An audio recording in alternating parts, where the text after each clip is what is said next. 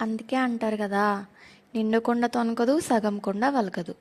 అన్నీ తెలిసినవాడు చాలా ప్రశాంతంగా నిలకడగా ఉంటాడు. కానీ ఏమీ తెలియని వాడే తనకు అన్నీ తెలుసు అని అతిగా బిల్డప్ ఇస్తుంటాడు. సముద్రపు ఘోష కంటే సెలయేటి గలగలలే ఎక్కువ. లోతైన సముద్రం నిశ్శబ్దంగా ఉంటుంది, కానీ చిన్న సెలయేరు మాత్రం పెద్దగా శబ్దం చేస్తూ ప్రవహిస్తుంది. అలాగే గొప్పవారు గంభీరంగా ఉంటారు, అల్పులు ఎక్కువ అరుస్తుంటారు. మౌనం మేధావి లక్షణం, అరుపులు అజ్ఞాని ఆయుధం. తెలివైనవాడు ఎప్పుడూ ఆలోచించి మౌనంగా ఉంటాడు.